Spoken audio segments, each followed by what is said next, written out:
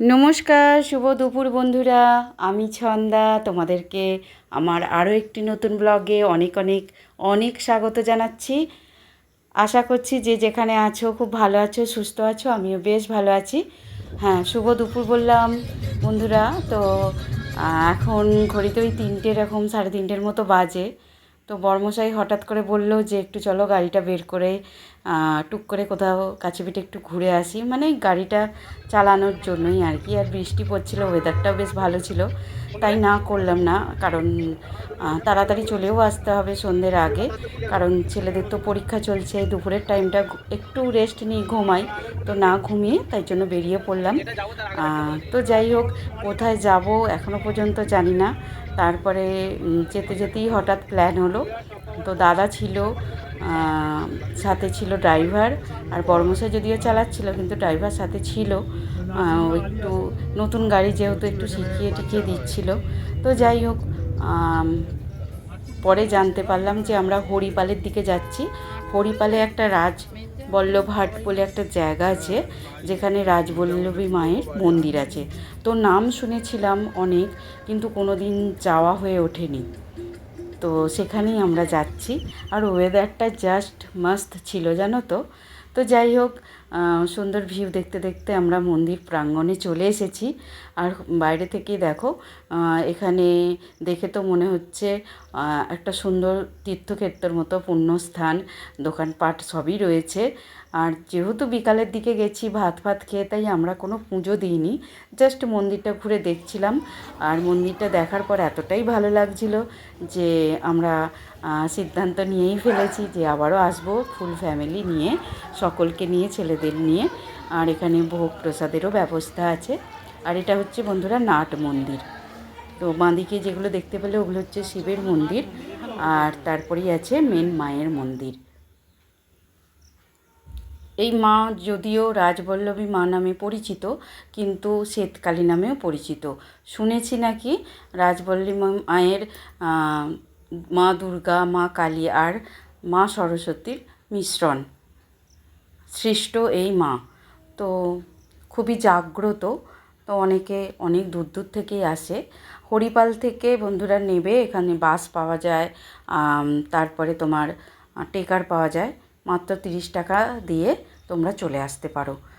সোজা রাস্তা, আর সুন্দর প্রাকৃতিক সৌন্দর্য দেখতে দেখতে, প্রকৃতির ভিউ দেখতে দেখতে চলে আসবে। আর অনেকটাই বড় মন্দির প্রাঙ্গণ। ওইদিকে একটা শিবের মন্দির আছে, মূর্তি আছে, লিঙ্গও আছে, আর এদিকে 3টে আছে, আর একটা নতুন হয়েছে। আর এটা হচ্ছে নাট মন্দির। আর এটা ঠিক আমি জানি না যে কোন সময় খুব ভিড় হয়, তবে সব সময়ই ভক্তরা আসে যে যার সময় মতো করেই।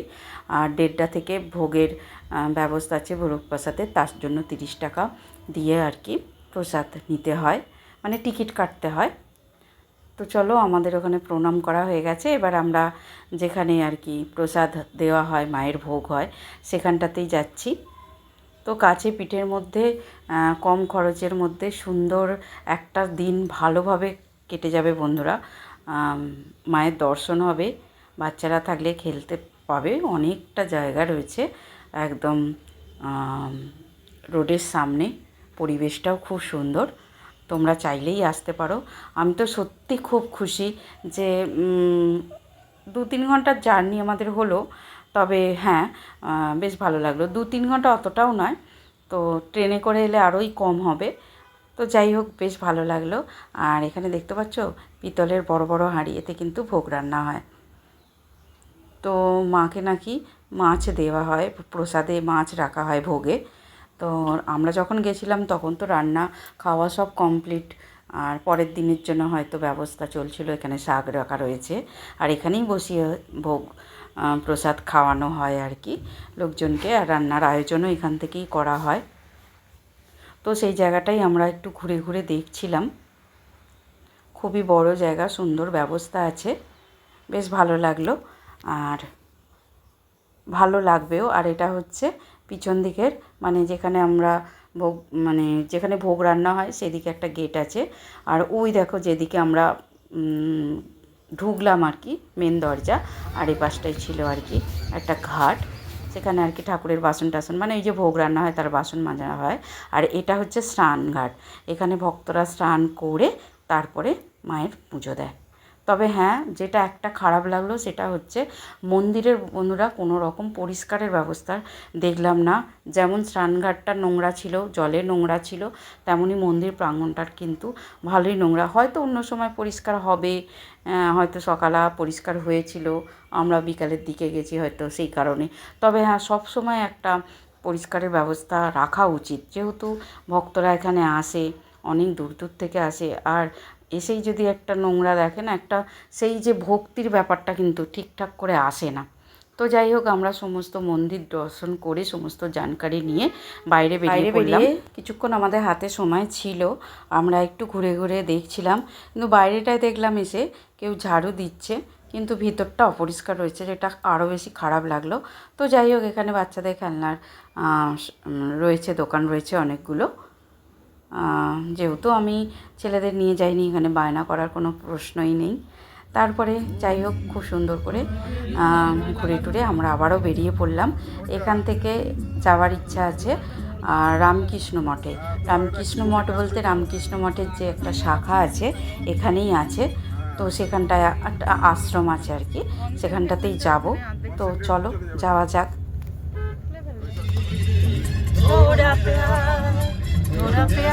এটা আমার মনে আছে ভিডিও খান্নার আমি এই কারণে যেন রেগে যায়। দেখো না সব কটাই কেন জানি তো একটু গরু পাইলে এলো দুপুরবেলা ভালো ভাত খাওয়ানো বললো তোকে তুই তার সব করে চলে যাচ্ছে যারা মনে হচ্ছে হ্যালোজিন যাইলেছে তাই হ্যাঁ, তুমি যাও ডাকো না।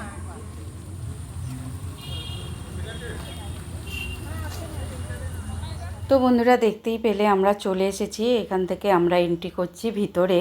রামকৃষ্ণ মঠেরই ছোটোখাটো একটা শাখা, খুবই ভালো লাগলো, একদম নিরিবিলি পরিবেশ।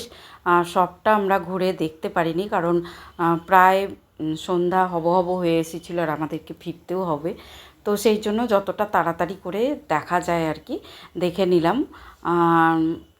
25শে ডিসেম্বর এখানে খুবই ভিড় হয়, তারপরে অনুষ্ঠান হয় বা আরও অন্যান্য অকেশন আছে, যেগুলো ডিটেলস তোমরা যদি জানতে চাও সার্চ করে দেখে নিয়ে জেনে নিতে পারো। আর খুবই ভালো লাগবে, একটা দিন তোমাদের ওখানে মায়ের কাছে ঘুরে এসে এখানে এই আশ্রমটার মধ্যেও আসতে পারো। এখানেও প্রসাদের ব্যবস্থা আছে, তো সারাদিন ভালোভাবে এনজয় করতে পারবে।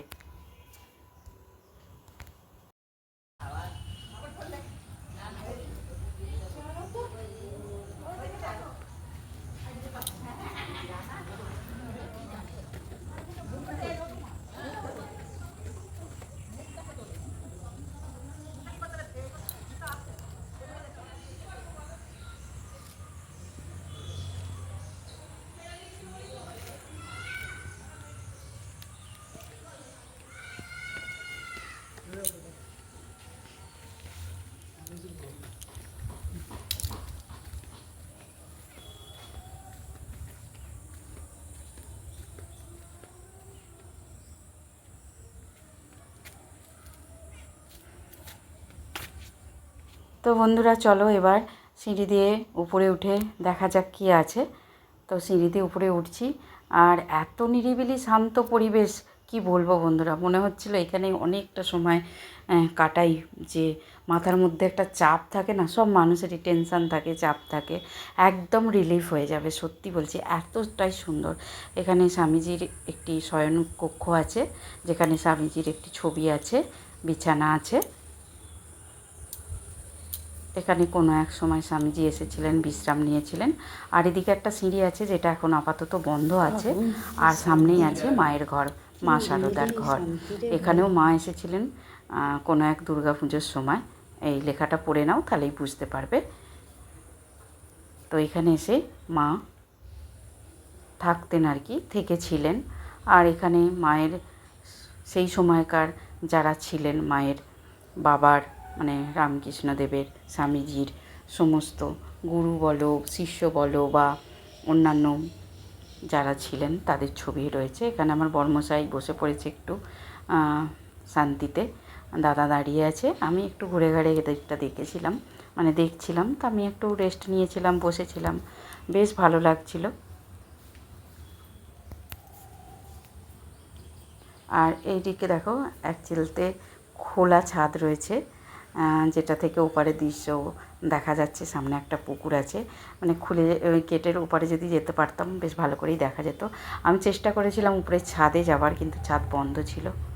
তো যাই হোক, এরকম জায়গায় মাঝে মাঝে চলে এলে, কিছুক্ষণের জন্য এলেও বেশ মনটা কিন্তু প্রসন্ন হয়ে গেল, শান্তি হয়ে গেল। সত্যি বলছি বন্ধুরা, তোমাদেরকে সাজেস্ট করব তোমরা একটা দিন হাতে সময় থাকলে ঘুরে আসতে পারো।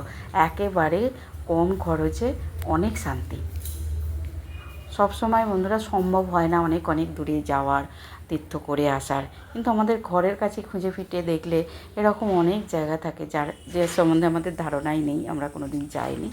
তো যাই হোক, উপরে দর্শন করে আমরা আবার নিচে এলাম। একদম বাইরে থেকে, মানে এদিকে যে বাইরে একটা গেট আছে সেখান থেকে আমি পুরোটা ভিউ নেওয়ার চেষ্টা করছি তোমাদেরকে দেখাবার। তো দেখো,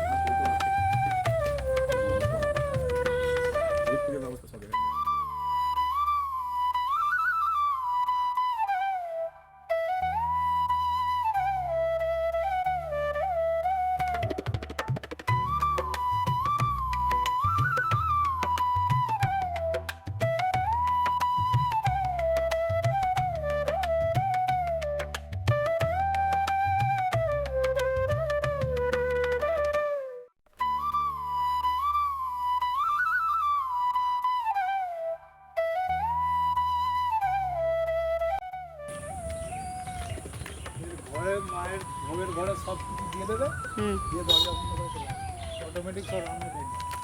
অটোমেটিক সব রান্না রেডি এখানে এখনো হয় ওটা। তো বন্ধুরা, আমরা মঠ থেকে বেরিয়ে এদিক ওদিক ঘুরে সমস্ত কিছু দেখে গাড়িতে উঠে পড়েছি। আর সামনেই একটা ঝালমুড়ির স্টল ছিল। তো ভাত খেয়ে বেরিয়েছি, সেরকম খিদে ছিল না, ওই একটু টাইম পাসের জন্য একটু ঝালমুড়ি নিয়ে নিলাম। সবাই মিলে ওই একটা ঝালমুড়ি কিনে একটু একটু টেস্ট করা হলো। তারপরে এলাম একটা, ওই আমাদের ড্রাইভারের পরিচয় আছে আর কি, ওইখানে এলাম। মানে এটা হচ্ছে পেট্রোল পাম্প, এখানে খুব ভালো চা হয়। দেখছো কত ভিড় চায়ের জন্য। তো মাটির ভাঁড়ে এক কাপ চা খেয়ে এবার আমরা বাড়ির উদ্দেশ্যে বেরিয়ে পড়ব।